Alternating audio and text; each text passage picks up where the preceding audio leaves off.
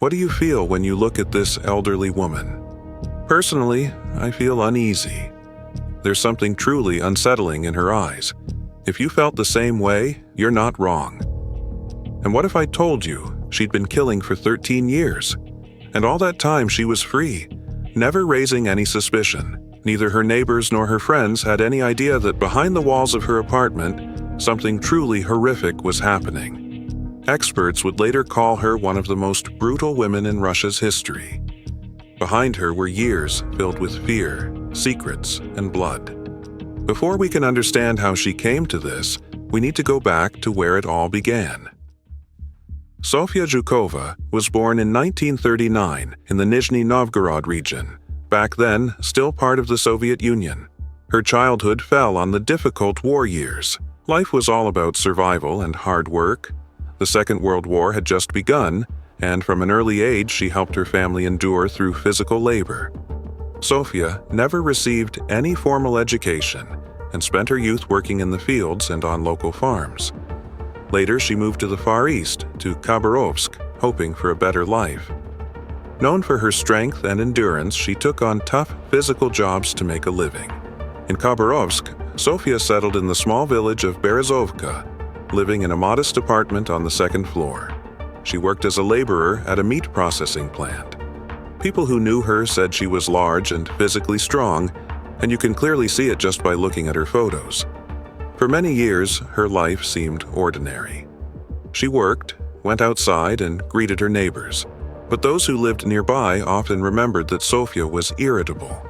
She could easily lose her temper and yell at children, especially when they played under her windows. On the internet, some of those kids, now grown up, later shared their memories. One of them wrote, "We often hung out in the yard where she lived and even talked to her. She always seemed strange and suspicious, an old lady with a rough, raspy voice. Because of that voice, locals even gave her a nickname, Sonia the Raspy. It came from the Russian word sipataya, meaning someone with a hoarse or raspy voice. Он беспризорный был, этот ребенок, и она его включила на меня. After her husband's death in 2005, something in her seemed to change. She became more aggressive and withdrawn, constantly arguing with people around her and often threatening them with violence. No one took her words seriously. Everyone thought she was just a lonely old woman, tired of life. Sadly, time would show they were wrong to ignore her. It was around that time, in December 2005, when an 8-year-old girl named Nastya Alexeyenko went missing near Sofia's home. She was walking back from school, but never made it home. The search was massive. Hundreds of people joined in, but there were almost no traces of the child. On December 14, 2005, 8-year-old Nastya was walking home from school with her friend. When they reached her pod'ezd, she said goodbye and went inside. In Russia, most apartment buildings have what's called a pod'ezd. It's a shared entrance with staircases and hallways where all the residents pass by on their way home. Neighbors often meet there. It's a common space that connects all the apartments inside the building. Around that time, Sofia entered the pod'ezd. Neighbors later recalled that they often crossed paths there, on the staircase. What happened next is still unknown. Investigators believe that it was at that moment Zhukova lured the girl to her apartment. Nastya knew her, wasn't afraid, and may have believed that the elderly woman simply needed help. From that moment on, the girl's trail disappeared. People also say that once she scolded Nastya for making noise in the pod'ezd and even threatened her, saying something like, "I'll tear off your arms and heads." When Nastya didn't come home for a while, her family first thought she was just spending more time at her friend's place. But after a few hours, it became clear something was terribly wrong. The search began. All of Berezovka, neighbors, volunteers, and police combed through the streets, basements, and nearby woods. Posters were put up, people were questioned, but there were no traces, no witnesses. The only thing investigators learned was this. The last time Nastya was seen was in the pod'ezd, where she crossed paths with an elderly neighbor.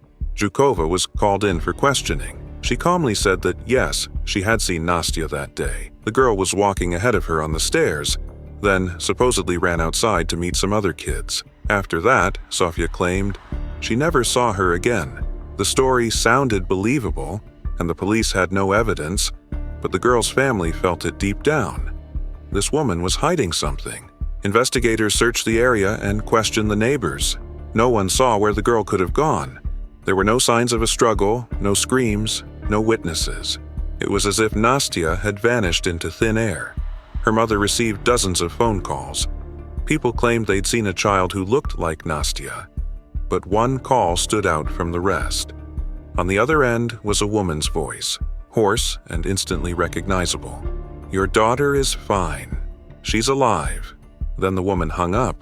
The mother immediately contacted the police.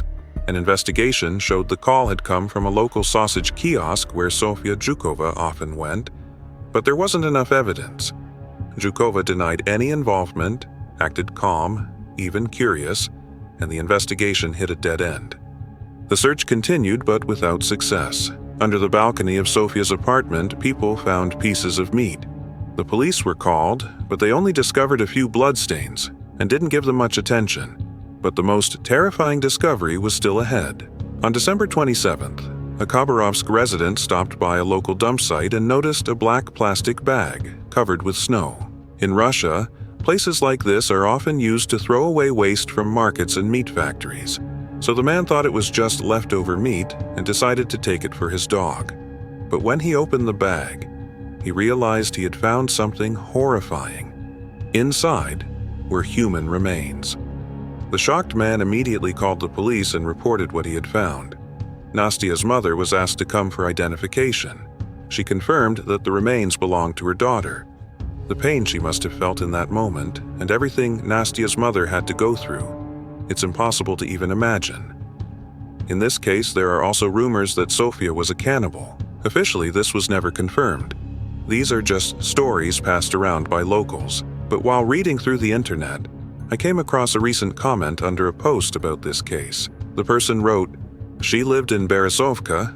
I lived there too. She looked like an ordinary grandmother, though quite large and with a raspy voice. Once, she even invited me over for pies. I was around 13 or 14 at the time. Thank God I didn't go. We often hung out in the yard near her house, even talked with her sometimes. But when we later found out who she really was, I thanked fate that I didn't accept her invitation. I might have ended up inside one of those pies myself." The case reached a dead end. There were no witnesses, no DNA tests, back then they were rarely conducted, and the investigators couldn't prove who was responsible. Sofia went on living her ordinary life. Life in Khabarovsk slowly returned to normal, and people began to forget about the horror. 8 whole years passed, and as you can guess, no one ever caught her. In the spring of 2013, Sofia was visited by a distant relative, 77-year-old Anastasia Mikiva. The woman had just sold her apartment, received around 3 million rubles, and was planning to move to Moscow to live with her daughter. But soon after, all contact with her was lost, and her family reported her missing. When investigators came to Zhukova, she calmly explained that Mikiva had left to visit her relatives. According to Sofia, a postman came and delivered both of their pensions. After receiving her money, Mikiva suddenly packed her things and decided to leave for Moscow. Zhukova claimed she tried to stop her and even grabbed the bag with her documents. But Mikiva left anyway. According to Sofia, she saw Mikiva get into a black car and drive away. Investigators later concluded that Sofia killed Anastasia during a domestic argument. She struck her several times with an axe and then dismembered the body right in her apartment. Over the next few days, she secretly carried out the remains in plastic bags and threw them away around the neighborhood. The police noticed bloodstains on the wallpaper, but Sofia explained that before leaving, she had an argument with her relative. Her blood pressure went up, and she had a nosebleed. Sofia claimed the woman waved her hands around and accidentally splattered blood on the walls. A month later, the postwoman came again to deliver Sofia her pension. Sofia told her about her relative's disappearance, but the postwoman doubted her story because from Sofia's apartment, there was no view of the road. It was impossible for her to see Mikiva getting into any black car. Neighbors also said that soon after the disappearance, Zhukova began taking Mikiva's furniture and belongings out to the trash. They noticed dark, reddish stains nearby, but that was only circumstantial evidence. Investigators grew suspicious, but once again, they couldn't catch her. She was questioned as a witness, but with no evidence or proof, there was no reason to detain her. Once again, she got away with everything. After what she'd done, Sofia went on living as if nothing had happened for the next 6 years. No one suspected her, but in 2019, she committed another crime. Vasily Shliaktych, the new victim of Sofia Zhukova, the very man whose death would finally expose her. A murder that would reveal everything and bring an end to years of impunity. Vasily Shliaktych was originally from Ukraine. He lived in Khabarovsk with his partner, though it's unclear exactly what kind of relationship they had. He worked as a janitor, lived modestly, and earned very little.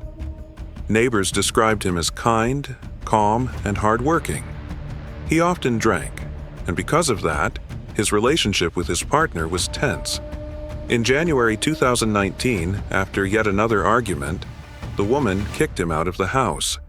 Vasily turned to an elderly woman who lived nearby, and they agreed that he would rent a room from her for 10,000 rubles, about $162 at the time. And I think you can already guess, unfortunately for Vasily, that elderly woman was Sofia Zhukova. Soon, Vasily went missing. Neighbors noticed he hadn't been around. He stopped showing up at the local store and his phone was turned off. When he didn't come to work for several days, people began to search for him. The search didn't take long.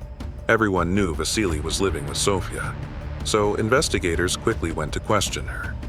The neighbors who lived right below Sofia's apartment said that on the night of January 29th, around 2 in the morning, they heard heavy, muffled thuds. They mentioned that Sofia often made noise at night, doing repairs or moving things around. But this time, it sounded different. The sounds were like someone striking wood with an axe. The blows were heavy, and they were followed by a man's groans. Then the strikes became even more intense. Afterward, it seemed like she started washing the floor. The man downstairs wanted to go up and say something, but his wife stopped him, something he would later be thankful for. The next morning, the same neighbors noticed Sofia leaving her apartment several times, carrying tightly tied black plastic bags and returning empty-handed. Later that day, some schoolgirls discovered human remains near a highway. Investigators quickly connected the dots, the neighbors' statements, Vasily's disappearance, and soon his partner confirmed that the remains belonged to him. Police went straight for Zhukova, and this time there was no doubt. She was the killer they had been looking for. As mentioned earlier, Sofia was incredibly strong for her age. Neighbors recalled that she once dragged cast iron radiators out of her apartment all by herself. Each of those radiators weighs around 150 pounds. Even during her arrest, witnesses said she fought back. 5 police officers tried to restrain her, and she resisted fiercely, screaming, pushing, and refusing to give up. She was taken to a detention center and the investigation continued. Sofia told her version of the story. According to her, Vasily came home with another man. They had tea together, and then she claimed they assaulted her. The acquaintance ran away, and when Sofia tried to kick Vasily out, he allegedly fought back. That's when she struck him with an axe. Of course, there was no assault, and soon investigators would learn it was all a lie. Investigators began to realize that all 3 crimes in Berezovka might be connected, because Sofia's name appeared in every single one of them. In February, she was placed in a cell with 2 other women who were also under arrest. At first, Sofia told them that investigators were trying to pin the murder of a janitor on her. But over time, as they began talking more, she opened up and eventually confessed to killing all 3 victims. Her cellmates told investigators about the confession, and soon after, Sofia admitted everything herself. Later, she changed her testimony, claiming she had confessed under pressure. But by then, investigators already had enough evidence and facts to prove her guilt. The search of Sofia's apartment began, and investigators found numerous traces of blood. Forensic analysis later confirmed that some of it belonged to her distant relative, Anastasia Mikiva. Sofia tried to explain it away. She said she couldn't sleep that night and was just chopping bones for soup. She claimed the blood came from her relative, the one who had supposedly left 7 years earlier, the same woman who, according to Sofia, once had a nosebleed before leaving. Of course, no one believed her. In court, Sofia behaved defiantly. She showed no fear and no remorse. She answered questions briefly, coldly, and without emotion. She mocked the mother of 8-year-old Nastya and even laughed whenever the girl was mentioned. At times, she insulted the victims' families. She described in detail how she killed little Nastya, a story so cruel that Nastya's mother began having serious health problems afterward. Sofia told how she lured the girl into her apartment and struck her on the head while she was standing with her back turned. The motives behind the murders of Mikiva and Vasily were ordinary household conflicts. But the true horror came when Sofia revealed why she killed little Nastya, simply because the girl often played in the building's hallway with her friends and made too much noise. Forensic psychiatrists conducted a series of tests and concluded that Sofia had no mental disorders. She was fully sane. She knew exactly what she was doing and chose to do it anyway. All of this shows just how cruel she was, a person who had long lost anything human inside her. When she spoke about her victims, her mood actually lifted, and she laughed. Everything she did shows that she didn't feel a shred of remorse, and that she couldn't care less about anyone's feelings. In December 2020, at the age of 81, Sofia contracted COVID-19 and was taken to a city hospital in Khabarovsk, where she died from complications. After her death, the court officially recognized Sofia as guilty in all 3 murders. Honestly, this is one of the most disturbing cases in Russian history, especially when you realize it was committed by a grandmother no one would have ever suspected. Once again, this proves that anyone can be a criminal. You always need to stay alert, watch over your children, see who they talk to, and teach them not to trust everyone they meet. You must also stay cautious yourself, because you never know. The kind old lady next door might not be what she seems. She could be a serial killer who's already taken her 3rd victim.